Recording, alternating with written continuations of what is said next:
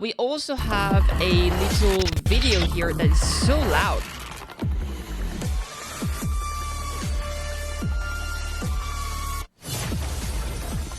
Dude, she's so cool. She's so pretty, I love her. Not into the music though. She resides in the Abyss, no. Plays beyond the light of day. No one seems to know anything about Skirk's past, background, or purpose. It's as if her very existence is nothing more than an unfounded rumor. I wonder if the reason why people don't know about it is because she's not being written into the record of Soul. She might be an outsider and thus is not recorded the same way that the Traveler is. That might be the reason why.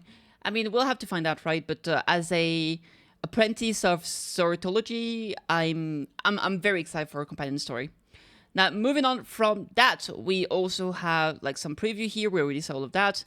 The event calendar with like beautiful art of Skirk here. I absolutely love it. The fact that she has like a dual sword in game is actually crazy. Now that said, I will say the dual sword looks a bit janky if you don't have her main weapon. Like a signature weapon, because like for example, if you have the black sword, you'll see the black sword attached to like the rest of her crystal weapon. It just looks a bit weird, but yeah, it's pretty cool otherwise if you do have the signature weapon. Anyway, now we have some Skirk's tales, which talk about the character a little bit. Rumor has it that someone once witnessed her wielding a silver blade so sharp that it could tear through the night sky, but none knew her true form. However, an informant reveals that what matters most about my master is her strength. Hello, traveler, let's check out Skirk's tale. So there we go. Alright, let's see. Let's see what our boy child has to say about her.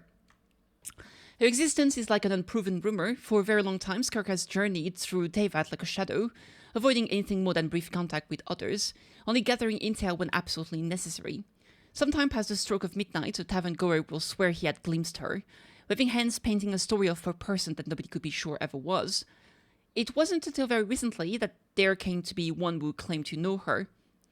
My master, she's the type to keep to herself. But now, I still communicate normally with those who possess some measure of skill. She's an alright cook, could have been the creature in the space tasting a little off in general, of course. What the hell is that fish? We initially agreed to swing by my place after leaving. I wanted to let her try my family's homemade sausages this year. It's a real shame she couldn't make it. And the food in the abyssal rift only tasted up to him because he's an ordinary human. So that implies that she's not an ordinary human. I mean, she's very likely an alien, just like the Traveler. So, interesting. What else do we have here? We have another page. Boop. After all, what matters most about my master is her strength and the sheer arrogance she has to go with it. Oh no, I know what I said. I'm not being ironic, and I mean no insult. When we first started my training, she only needed one hand to beat me. That was undoubtedly her arrogance shining through, but when facing a weak opponent, I believe that arrogance is an aesthetic unto itself. To crush them outright would be unbecoming, yet to feign humility only to turn the tables later on. That, dear comrade, will be far too deliberate. And you can actually see her here. She's cutting an opponent in twain. Holy crap. Arrogance and carelessness are both dangerous things. It's good that he wants to improve, rather than to show off. Otherwise, I'd start worrying about finding his corpse in some strange nook or cranny. There it is. Jesus. Is there another page here? There is. Let's see. And about training, I don't really care how many hands I use, but I do care how many he'll have left when I'm done teaching. He still needs to live in Teyvat, so he can't just make new limbs for himself with abyssal energy like I can. Alright, so it's absolutely confirmed. You can see here she's actually like, she seems to be fixing her arm.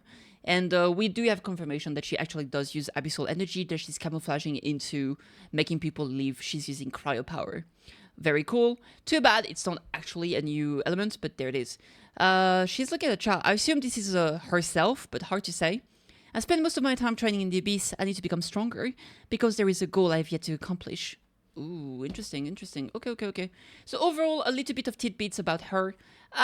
Very cool. I'm looking forward to her companion quest. I'm so excited to learn more about her. And obviously, people link to her, like one of the sinners. So that is pretty cool. Now, moving on from Genshin.